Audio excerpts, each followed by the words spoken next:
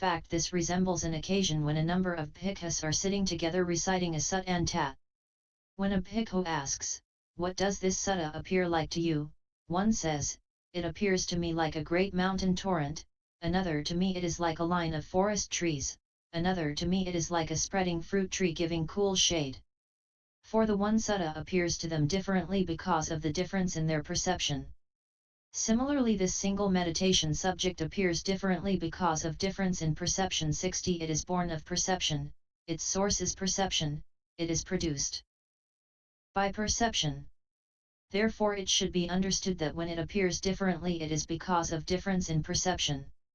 217. And here, the consciousness that has in-breath as its object is one, the consciousness that has out-breath as its object is another, and the consciousness that has the sign as its object is another. For the meditation subject reaches neither absorption nor even access in one who has not got these three things clear. But it reaches access and also absorption in one who has got these three things clear. For this is said: sign, in-breath, out-breath, are not object of a single consciousness. By one who knows not these three things development is not obtained. Sign, in-breath, out-breath, are not object of a single consciousness. By one who does know these three things, development can be obtained. PSI 170. 286. 218. And when the sign has appeared in this way, the bhikkhu should go to the teacher and tell him, "Venerable sir, such and such has appeared to me." But say the Dingha reciters, the teacher should say neither "This is the sign" nor "This is not the sign." After saying "It happens like this, friend," he should tell him, "Go on giving it attention again and again," for if he were told it is the sign, he might become complacent and stop short at that. CMI 193F, and if he were told it is not the sign, he might get discouraged and give up, so he should encourage him to keep giving it his attention without saying either. So the Dingha reciters say, firstly. But the Mahihima reciters say that he should be told, "This is the sign, friend." Well done. Keep giving attention to it again and again. 219. Then he should fix his mind on that same sign, and so from now on, his development proceeds by way of fixing. For the ancients said this: fixing his mind upon the sign and putting away 61 extraneous aspects, the clever man anchors his mind upon the breathings in and out. 220. So as soon as the sign appears, his hindrances are suppressed, his defilements subside, his mindfulness is established, and his consciousness is concentrated in access concentration. 221. Then he should not give attention to the sign as to its color, or review it as to its specific characteristic. He should guard it as carefully as a king's chief queen guards the child in her womb due to become a wheel-turning monarch. 62. Or as a farmer guards the ripening crops, and he should avoid the 7 unsuitable things, beginning with the unsuitable abode and cultivate the 7 suitable things. Then, guarding it thus, he should make it grow and improve with repeated attention, and he should practice the 10-fold skill in absorption, 4.42, and bring about evenness of energy, 4.66. 222. As he strives thus, 4-fold and 5-fold jhana is achieved by him on that same sign in the same way as described under the earth Kagyo. 5.8. C. 189.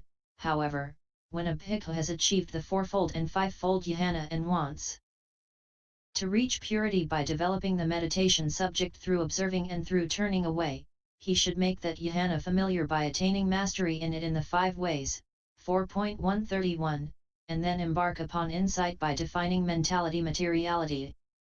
How? 223. On emerging from the attainment, 287. He sees that the in-breaths and out-breaths have the physical body and the mind as their origin, and that just as, when a blacksmith's bellows are being blown, the wind moves owing to the bag and to the man's appropriate effort, so too, in-breaths and out-breaths are due to the body and the mind. Next, he defines the in-breaths and out-breaths and the body as materiality, and the consciousness and the states associated with the consciousness as the immaterial mind. This is in brief, CFMAI 249, but the details will be explained later in the defining of mentality materiality, 18.3 f. 224. Having defined mentality materiality in this way, he seeks its condition. With search he finds it, and so overcomes his doubts about the way of mentality materiality's occurrence in the three divisions of time, ch. 19. His doubts being overcome, he attributes the three characteristics beginning with that of suffering to mentality and materiality, comprehending them by groups, xx.2f. He abandons the 10 imperfections of insight beginning with illumination, which arise in the first stages of the contemplation of rise and fall, xx.105f, and he defines as the path the knowledge of the way that is free from these imperfections, xx.126f. He reaches contemplation of dissolution by abandoning attention to arising. When all formations have appeared as terror owing to the contemplation of their incessant dissolution, he becomes dispassionate towards them, chxxi, his greed for them fades away, and he is liberated from them, chxxii. After he has thus reached the Four Noble Paths in due succession and has become established in the fruition of arahantship, he at last attains to the 19 kinds of reviewing knowledge, xxii.19f, and he becomes fit to receive the highest gifts from the world with its deities. 225. At this point his development of concentration through mindfulness of breathing, beginning with counting and ending with looking back, 189, is completed. This is the commentary on the first tetrad in all aspects. Word commentary continued, second tetrad. 226. Now, since there is no separate method for developing the meditation subject in the case of the other tetrads, their meaning therefore needs only to be understood according to the word commentary. He trains thus: I shall breathe in, shall breathe out, experiencing happiness, that is, making happiness known, making it plain. Herein, the happiness is experienced in two ways, a. with the object, and b. with non-confusion. 63. 227. A. How is the happiness experienced with the object?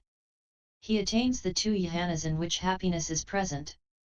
At the time when he has actually entered upon them, the happiness is experienced with the object owing to the obtaining of the jhana, because of the experiencing of the object.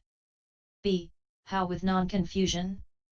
When, after entering upon and emerging from one of the two jhanas accompanied by happiness, 288, he comprehends with insight that happiness associated with the jhana is liable to destruction and to fall, then at the actual time of the insight the happiness is experienced with non-confusion owing to the penetration of its characteristics of impermanence, and so on. 228. For this is said in the Paisamhita, when he knows unification of mind and non-distraction through long in-breaths, mindfulness is established in him. By means of that mindfulness and that knowledge that happiness is experienced. When he knows unification of mind and non-distraction through long out-breaths, through short in-breaths, through short out-breaths, through in-breaths, out-breaths experiencing the whole body, through in-breaths, out-breaths tranquilizing the bodily formation, mindfulness is established in him. By means of that mindfulness and that knowledge that happiness is experienced. It is experienced by him when he adverts, when he knows, sees, reviews, steadies his mind, resolves with faith, exerts energy, establishes mindfulness, concentrates his mind, understands with understanding, directly knows what is to be directly known, fully understands what is to be fully understood, abandons what is to be abandoned, develops what is to be developed, realizes what is to be realized. It is in this way that happiness is experienced. Payasai 187. 229, 6-8. The remaining three clauses should be understood in the same way as to meaning, but there is this difference here. The experiencing of bliss must be understood to be through three jhanas, and that of the mental formation through four. The mental formation consists of the two aggregates of feeling and perception. And in the case of the clause, experiencing bliss, it is said in the Paisamhita in order to show the plane of insight here as well. Bliss, there are two kinds of bliss, bodily bliss and mental bliss, PSI 188. Tranquilizing the mental formation, tranquilizing the gross mental formation, stopping it, is the meaning. And this should be understood in detail in the same way as given under the bodily formation, c. 176-85. 230 here, moreover, in the happiness clause feeling which is actually being contemplated in this tetrad is stated under the heading of happiness which is a formation, but in the bliss clause feeling is stated in its own form. In the two mental formation clauses the feeling is that necessarily associated with perception because of the words perception and feeling belong to the mind, these things being bound up with the mind are mental formations, PSI 188. 289. So this tetrad should be understood to deal with contemplation of feeling. Word commentary continued, third tetrad. 231, a. In the third tetrad the experiencing of the manner of consciousness must be understood to be through four jhanas. J. Gladdening the manner of consciousness, he trains thus, making the mind glad, instilling gladness into it, cheering it, rejoicing it, I shall breathe in, shall breathe out. Herein, there is gladdening in two ways, through concentration and through insight. How through concentration? He attains the two jhanas in which happiness is present. At the time when he has actually entered upon them he inspires the mind with gladness, instills gladness into it, by means of the happiness associated with the jhana. How through insight? After entering upon and emerging from one of the two jhanas accompanied by happiness, he comprehends with insight that happiness associated with the jhana is liable to destruction and to fall.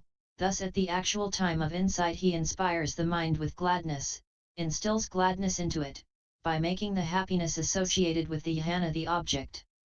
It is of one progressing in this way that the words, he trains thus, I shall breathe in, shall breathe out gladdening the manner of consciousness, are said.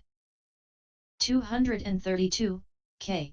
Concentrating, samadhi, the manner of consciousness, evenly, samai, placing, adahanto, the mind, evenly putting it on its object by means of the first jhana and so on. Or alternatively, when, having entered upon those jhanas and emerged from them, he comprehends with insight the consciousness associated with the jhana as liable to destruction and to fall, then at the actual time of insight momentary unification of the mind 6-4 arises through the penetration of the characteristics of impermanence, and so on.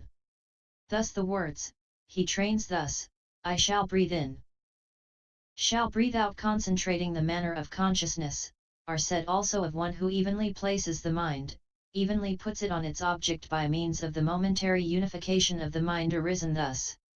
233, l. Liberating the manner of consciousness, he both breathes in and breathes out liberating, the mind from the hindrances by means of the first jhana, from applied and sustained thought by means of the second, from happiness by means of the third, from pleasure and pain by means of the fourth. Or, alternatively, when, having entered upon those jhanas and emerged from them, he comprehends with insight the consciousness associated with the jhana as liable to destruction and to fall, then at the actual time of insight he liberates, the mind from the perception of permanence by means of the contemplation of impermanence, from the perception of pleasure by means of the contemplation of pain, from the perception of self by means of the contemplation of not self, from delight by means of the contemplation of dispassion, from greed by means of the contemplation of fading away, from arousing by means of the contemplation of cessation, from grasping by means of the contemplation of relinquishment. Hence it is said, 290 he trains thus, I shall breathe in, shall breathe out liberating the manner of consciousness. 65 So this tetrad should be understood to deal with contemplation of mind. Word commentary continued, fourth tetrad. 234, m.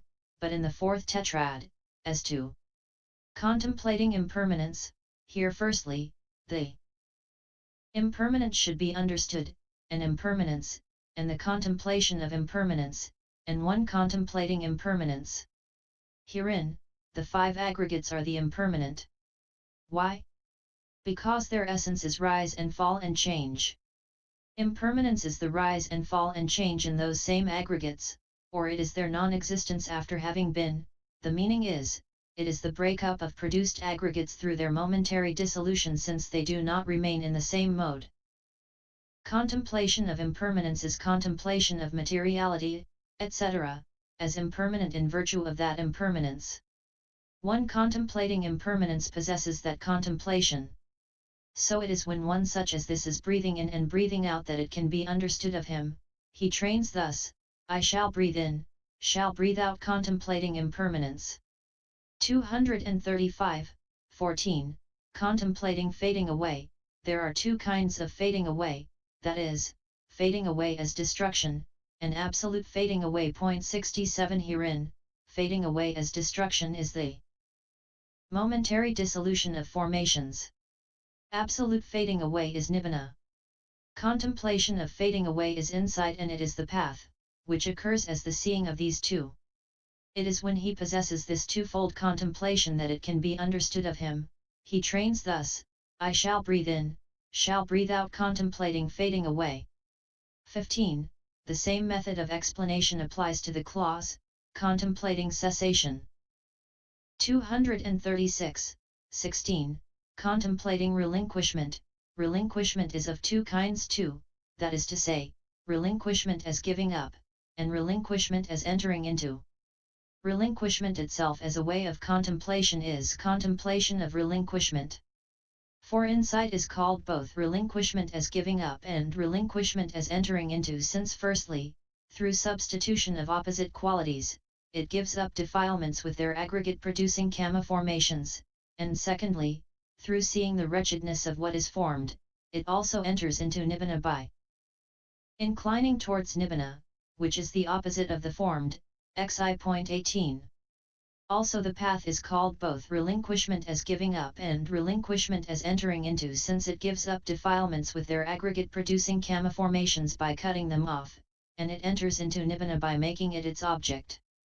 Also both insight and path knowledge are called contemplation, anupassana, because of their re-seeing successively, anupassana, each preceding kind of knowledge. 68 291 It is when he possesses this twofold contemplation that it can be understood of him.